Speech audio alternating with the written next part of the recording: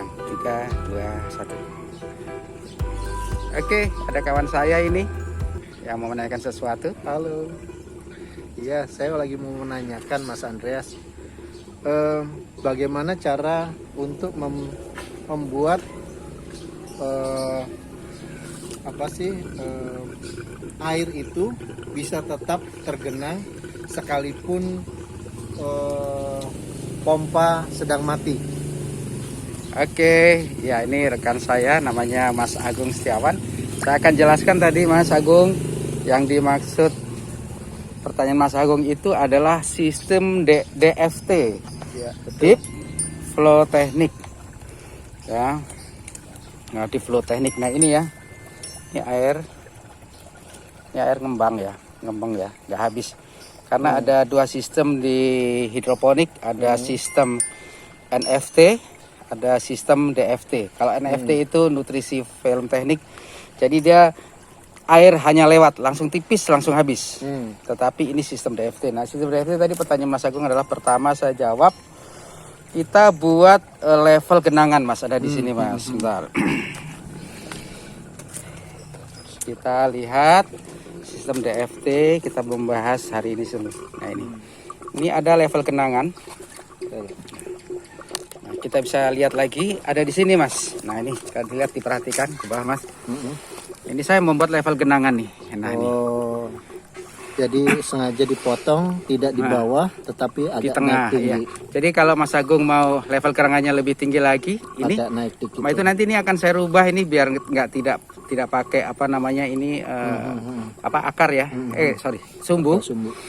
Maka level genangan saya naikkan, jadi bisa kenain ini langsung. Oke. Tapi konsekuensinya air jadi terlalu banyak yang tergenang ya. Betul. Sehingga itu. sirkulasi nggak terlalu sering. Ya, betul. Itu aja. Oke. Ini main di sini Mas. Oke. Ini sebetulnya dari cara masangnya juga bisa, level genangan dibentuk, ini tinggal diputar, ini kan semakin naik nanti. Ini tinggal dibolongin aja peralon, terus kemudian dilem aja. Masukin langsung dilem. Oke. Agak lihat dari dalam, nggak kelihatan ya. Nah itu level genangannya, ada suara udara. Itu suara udara atau suara air? Itu air ya. Udah. Pompanya membutuhkan pompa yang berapa watt? Nah ini Pompa. untuk, Ini pakai pompa akuarium kan? ya pompa kolam ya. Jadi ini saya ada 6 ya, 1, 2, 3, 4, 5, 6 paralon, masing-masing 4 meter ya. 4 meter ya. Paralon dengan ukuran 2,5 in Mas. Oke. Ya, paralon dengan 2,5 in. Coba kita lihat sama-sama. Ada ini. Nah ini kelihatan udah kepotong kayak 2,5 in ini ya. Ukurannya. Oke. Nah, masing-masing saya akan perlihatkan pompanya dulu ya. Saya menjawab Mas Agung tadi, saya buatkan pompa. Pompa dengan kapasitas 1.600 liter per jam. Itu untuk apa? Untuk konsumsi listriknya sekitar 15 atau 20 watt Mas Agung. Ini Mas. Saya ambil ya. Ini pompanya. Nah, Oke. ini kalau kita baca ya Mas ya. Ini justru armada yang bagus kemarin yang saya pernah komplain tuh, merek bagus tetapi 2 bulan sudah mati. Ini armada tuh 1.600 liter per jam, maksimal 2 meter. Ini udah cukup Mas, udah cukup. Wattnya 15. Wattnya sekitar ya 15 gitu. Mana ya? Wattnya ya 16 watt ya. Jadi ini kebetulan saya nyalakan 24 jam, tetapi sebetulnya dinyalakan setiap 12 jam, dimatikan, dinyalakan juga nggak apa-apa sih. Maksud saya biar pompanya awet, saya malah nyalakan. Dan biasanya kalau sirkulasi air terus mengalir, itu pertumbuhannya si tanaman lebih cepat Mas, lebih bagus. Nah ini kalau dilihat, ini pagod apa? Ini sawi pakcoy, sudah usia 35 hari ini. Oh sudah. Ya. Memang itu disengaja lebih lama atau memang itu udah terlalu lama? Enggak Mas, memang batasnya untuk sawi pakcoy ini 30 sampai dengan 35 hari. Dan ini menunggu untuk Mas Agung bawa pulang nanti Mas. Thank you. Thank you Mas Oke. Bro. Nah terus ini sawi pakcoy usia 20 hari. Oke. Jadi saya tanam tanggal 10, sekitar berarti 23 hari ya Mas. 7 hari lagi bisa panen. Nah, Siap. oke. Nah ini kenapa kecil-kecil? Ini sebetulnya usianya sama. Hanya waktu itu kelebihan Nutrisi bukan. apa? Kelebihan apa ya? Kelebihan semaian. Jadi ini tertinggal di tray semaian. Jadi nggak bertumbuh karena nggak ada. Nggak ada nutrisi. Jadi ketika ada panen baru ini saya masukkan. Itu aja sih. Oh iya, itu dari air pompa situ untuk dimasukkan itu tinggal dibolongin aja. Ya betul. Nah untuk itu kan ya tadi dari pompa ini naik, ini dibolongin Mas.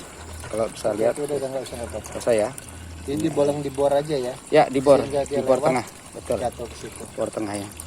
Nah kalau biasanya teman-teman hidroponik itu juga ada sistemnya dia pakai selang ya, selang kecil gitu ya Mas ya. Pakai apa sih namanya itu, terus dia masukkan ke sini, jadi nggak ada bolongan ini. Oh gitu. Tapi saya rasa ini lebih praktis dan biayanya juga lebih murah karena dengan pipa dibolongin dia langsung air dan bocor juga tidak ada. Saya Mas Agung. Nah ini dia penjelasan mengapa saya menggunakan sistem DFT. Jadi kalau mati lampu pun air masih mengenang. Sehingga tanaman masih bisa Masih survive ya, Kalau- 2-3 hari. Kalau seandainya tidak ada aliran air sama sekali, kira-kira dia bisa bertahan paling lama berapa lama? Nah kalau kondisi untuk masih usia belum panen ini, Ya. kemungkinan kita lihat juga ya level air yang kita buat. Kalau genangan airnya segini tuh Iya. bisa 3 hari 4 hari ini masih tahan. Tetapi kalau saya buat genangannya tipis, mungkin kayak waktu di GDC itu hanya 2 hari dia langsung habis. Dan kalau saya pernah saya pernah bikin videonya ya. Sampai layu ya. Ya sampai layu gitu Mas, karena airnya betul-betul itu Tapi clean. itu masih survive yang kemarin itu. Masih Survive. Oke, Survive. setelah diganti pompa, terus kemudian air mengalir, masih selamat ya? Masih selamat karena catatannya paling penting adalah daun ini hanya layu, betul-betul layu, Kalau tidak udah mengering. kering, kalau sudah kering sudah berarti. Nah contohnya kalau misalkan kering kayak begini ya, ini bagai, nah ini udah itu mati. sudah tidak. Nah, tapi kalau dia hanya layu, nah Mas Agung saya jelaskan ini, kalau matahari sedang ngejrong terang, bener ya, ngejrong terang, karena ini saya kan nggak pakai atap ya, Iya. nggak pakai atap, ini juga layu Mas. Oh. Ini juga layu nih, tadi ini layu nih. Iya. Dan ini juga yang besar-besar layu karena saking panasnya. Tetapi nanti sore seperti ini dia akan segar kembali. Cepet kok dia. Tapi untuk ada kemudian. resiko terbakar nggak seperti ini? Maksudnya secara keseluruhan tanaman sih pasti ada yang. Tapi pernah nggak mengalami saking panasnya cuaca sehingga tanaman semua mengalami layu seperti itu? Oke, kalau untuk nutrisi masih dengan taraf ukuran yang bagus dan alirnya bagus, saya rasa tidak ada. Ini karena kalau Mas Agung boleh lihat ini karena daun tua aja ya Mas ya. Oh, gitu. Karena Jadi daun dia usia tua. Usia Hmm, tua. Daun pertama. Betul. Nah, ini kan lihat itu batangnya, bawah ya. batang paling bawah Mas. Ya, berarti dia daun pertama pada waktu disemai. Betul, Ya? betul. Oke, jadi tidak akan mempengaruhi dengan matahari langsung itu tidak masalah. Tidak masalah. Oke, tidak masalah. Nah, saya juga mau jelaskan, kemarin kan Mas Agung tanya itu, kenapa sih harus dijemur kena matahari? Nah, ini contoh. Ini contoh yang awal pertama saya tanam kurang matahari, Mas. Ya, jadi pertumbuhannya kutilam. Kutilam, kurus tinggi langsing. Seperti istri kita dulu, Mas. Ya, nah ini jadi batang pokok itu naik dulu. Iya. Baru dia akan bercabang. Nah, ini kutilang nih namanya Mas ini. Tapi Sedangkan kalau yang bagus itu langsung kalau dari yang bagus dasar betul-betul sudah matahari langsung- ngecor, itu dari dasar sudah langsung. ya dia langsung bercabang. Itu yang bagus. Nah, ini kayak ini kan bagus semuanya. Oke. Gitu. Oke. Ya, ini sistem DFT, dan kenapa saya menggunakan sistem DFT karena memang lebih banyak. Memang kalau pakai sistem NFT yang saya katakan tadi, nutrisi biom teknik itu, dia tipis, oksigennya juga banyak, pertumbuhannya memang cepat. Pertumbuhannya lebih cepat. Tapi ada resiko. Tetapi ada risiko listrik mati, kita nggak ngerti, ditinggal out ya. Tapi kalau sistem DFT, nah itu kenapa ini saya nyalakan terus pompa 24 jam. Ini juga cepet kok, saya lihatnya 30 hari kita juga sama-sama masih bisa panen. Terus saya mau tanyakan adalah berkaitan nutrisi. Bagaimana cara untuk menghitung nutrisi? Tetap sudah harus ditambah atau ini sudah kekurangan atau ya sudah ini masih bagus? Itu gimana caranya? Oke, saya jawab Mas Agung. Iya. Oke, saya jawab Mas Agung. Nah, untuk masa pemeliharaan dan penambahan nutrisi pada tanaman hidroponik itu ada hitungan harinya, hari setelah tanam. Jadi seminggu 7 hari pertama itu nutrisi yang saya gunakan ada di 600 ppm. Nah, itu ya, Bagaimana cara pakai DST itu. Oh, Nah, terus kemudian nanti minggu kedua saya naikkan menjadi 700 sampai dengan 800 ppm. itu minggu kedua? Minggu kedua. Nah, kemudian minggu ketiga baru 800 sampai dengan 900. Oke. Nah, minggu keempat sudah mau masa panen, itu saya naikkan 900 hingga sampai dengan 1000. Jadi gitu Mas Agung. Untuk pernah saya juga video sebelumnya saya mencoba, belum waktunya nutrisi saya naikkan. Jadi waktu itu di minggu kedua saya naikkan langsung 1000, dan akhirnya waktu itu yang terjadi kalau kita lihat sama-sama video yang lama itu ya, daun-daun gosong dan batang-batang kering waktu itu ya. Oh iya. Nah, gosong. Oh iya, tolong dijelaskan dengan alat apa kita bisa menghitung sebuah larutan itu berapa ppm-nya gitu. Oke, baik. Menjawab itu saya akan jelaskan. Nah, ini ada alat yang namanya TDS. Nah, ini TDS adalah alat ukur untuk kepadatan nutrisi di dalam air baku. Terus gimana cara memakainya? Oke, cara memakainya. Ini kebetulan sudah minggu ketiga ya. Ya. Sudah masuk minggu ketiga. Kita mau lihat saya berapa kasih Pak. Ya, makanya cukup ini ujung ini dicelupkan ke air. Ujungnya saja ya. Enggak sampai mau. Itu perlu dipencet atau enggak Mas, ini udah di on kan aja. Udah di on kan. Oke. Ini minggu ketiga, karena 7 hari lagi akan panen, saya naikkan menjadi 900 sampai dengan 1000. Ini 959. Oke. Siap. Ya, kelihatan ya Mas Agung ya? Iya, kelihatan. Jelas. Jadi itu saya setiap air ini kosong, saya tambahkan nutrisi, kemudian saya ukur dan saya harus hitung berapa minggu, berapa hari umur daripada tanaman ini. Nah, kemarin kan di vlog yang video sebelumnya itu kan Pak Mas Andreas menceritakan bagaimana cara bikin nutrisi itu. Yang 5 liter air jerigen terus kemudian dicampur dengan substratnya. Nah, itu kalau seandainya 5 liter dengan komposisi 5 liter dengan substratnya dicampur, itu berapa ppm itu Mas? 5 liter. 5 liter jerigen itu. Oke. Kan waktu itu Anda. Nah, itu ukurannya gimana cara untuk mencampurkan? Itu kan ada dua cara mencampurkannya. Cara mencampurkannya ke dalam air baku ember, ini iya, ya. Jadi kita perbandingannya adalah 1,1 perbandingannya 1 dan 1 Mas. Ya, yang cairan merah dengan cairan yang hijau. Ya, nutrisi A yang coklat itu ya, merah coklat itu perbandingannya misalkan kalau segini ini 500 ml ya, setengah liter. Kemudian yang nutrisi B atau yang hijau itu juga 500 liter pertama. Terus kita ukur. Misalkan masih belum tercapai, kita tambahkan lagi. Perbandingannya harus 1 banding 1, nggak boleh lebih. Nah, misalkan 1 ember besar ini kira-kira berapa liter ya ini? Ini 80 liter. 80 liter. Nah, itu air biasanya itu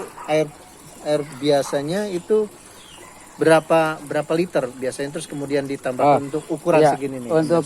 untuk air bakunya saya level ini ya, kira-kira berapa ini? 75 ya, 75 liter. 50% dari itunya. Ya, terus untuk nutrisi sebanyak 600 ppm itu saya menggunakan setengah liter. Setengah liter Masing-masing yang nutrisi coklat, A setengah liter, yang itu. hijau nutrisi B Oke, itu setengah liter. Kemudian kita ukur. Kalau masih belum tercapai juga ya tinggal kita tambahkan Ditambahkan lagi sampai mencapai 600 itu ya untuk sampai minggu pertama. Terus nanti minggu kedua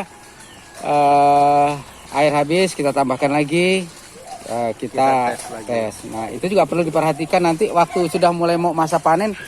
Biasanya kan pohon itu juga akan menghirup mengkonsumsi ya. Iya. Mengkonsumsi nutrisi lebih banyak. Nah, itu ngeceknya kita harus lebih intens.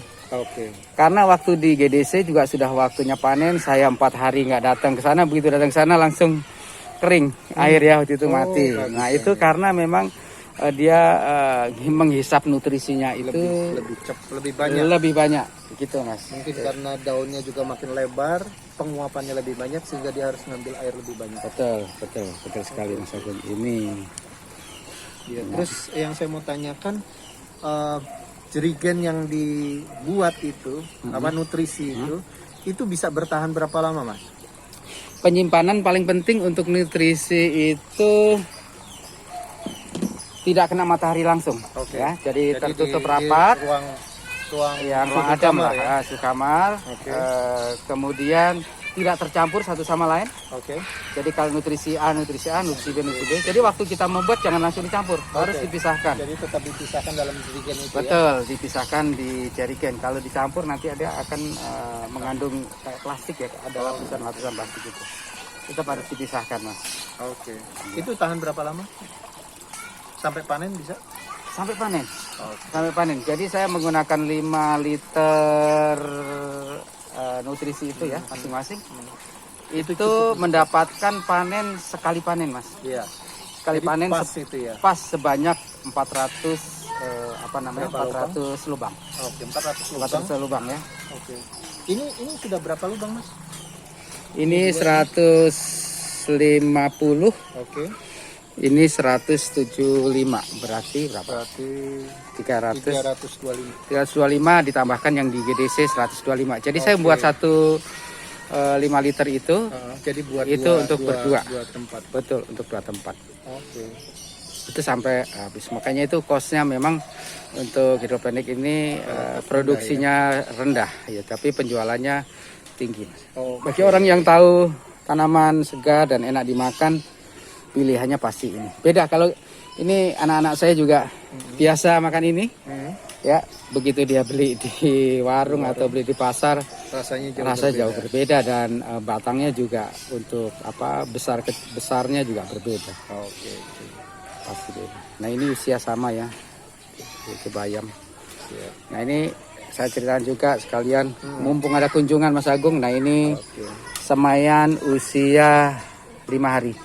Jadi 5 hari. Ini bertahan di dalam kondisi seperti ini semayan. Ini sampai hari keberapa, Mas? Baru kita pindahkan ke lubang. Memang banyak dari para petani hidroponik.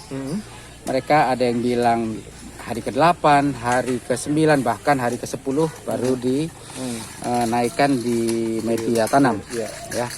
Jadi kalau saya paling penting adalah ketika daunnya tumbuh 3 atau 4 atau daun apa kalau saya sebut daun utama atau daun sejati. Saya bilang daun sejati. Jadi kalau kita perhatikan ya Mas Agung ya. Nah, ini adalah daun biji, Mas. Iya. Ini daun tumbuh dari awal. Ya. Nah, ini daun biji. Nah, daun sejati ini justru baru mau tumbuh nih yang kecil nih. Oke. Bentuknya kan beda dia. Betul. Nah, daun sejati ini. Nah, itu. Saya sampai daun ini tumbuh 1 hari ke-7 saya pindahkan. Jadi saya nggak lama-lama di Jadi sini. kita menunggu daun pertama, daun sejati yang pertama. Betul, daun sejati Kalau pertama. dia sudah mulai tumbuh, artinya dia sudah mulai siap untuk ditaruh, untuk dipindahkan. Nah, ini kebetulan ini pakcoy ya Mas ya. Ini pakcoy. Coba kita buka ini satu nih. Nah, ini paling penting jangan terlalu basah ya waktu menyemai ya Mas Agung. Oh gitu. Jangan terlalu Justru banyak. kalau terlalu Saya takutnya busuk. Busuk. Oke. Nah ini Mas, sorry Mas, saya perhatikan ini sudah akarnya sudah mulai tumbuh nih. Tuh. Oh iya Ya, ya kan? Kalau dilihat ya. Siap, siap. Nah ini kalau akar udah mulai tumbuh, saya udah bisa naikkan sebetulnya. Ya saya tunggu 2 hari lagi lah Mas. Siap, siap, siap. Maaf. Ini diperhatikan dulu. Ada, maaf kebalik ya. Oh itu kebetulan nggak tumbuh. Oh, nggak tumbuh. Nggak apa-apa. Oke. Nah biasanya saya untuk perawatan ini Mas, saya juga bantu dengan nutrisi yang rendah. Oh, Paling berapa sekitar 400 ppm. Oke. Saya semprotkan dengan head air. Oke. Itu pakai air nutrisi. Spray ya. Nah, saya spray ini ya water spray ini kok head air tadi udara ya. Pakai water spray ini usia 5 hari dan saya masih pakai air baku. Jadi saya cipratin atau saya pakai spray. Setiap hari Ya, perawatannya paling penting ini jangan kering. Ini udah mulai harus saya tambahkan air nanti Mas. Saya cipratin aja basah. Apakah menggenang atau gimana sampai Biasanya kalau atau saya cuman basah saja? sudah di hari ke-6 saya berani mengenangkan karena membantu akar pertumbuhan. Dan itu tadi ditambahkan nutrisi sekitar 400 ppm. Nah, ini sawi Mas, beda ya, agak panjang ya. Ini pakcoy. Ini biasanya produksi yang saya pakai adalah dari panah merah. Ini kali ini saya produksi yang lain karena stok dari toko tidak ada, saya pakai produksi lain. Ya mudah-mudahan bagus lah ya. Oke. Hasilnya ini juga sama. Siap. Apalagi ada yang mau ditanya? Sudah, saya pikir cukup. Cukup ya Mas enggak? Ya, semuanya jelas bisa kita pelajari dari vlognya Mas Andreas, mulai dari semai, terus kemudian pindahkan ke ini dan semua teknis, secara teknis. Tadi saya juga menanyakan hal-hal yang teknis, jadi supaya kita lebih gampang untuk mempraktekkannya. Selamat mencoba. Oke, terima kasih. Ya. Dari saya tetap semangat. Ya, bagi teman-teman yang baru belajar untuk bertanam hidroponik, tetap semangat dan lakukan yang benar sesuai aturan bertanam hidroponik yang benar. Oke, salam Timun Hidroponik. Dapat satu konten.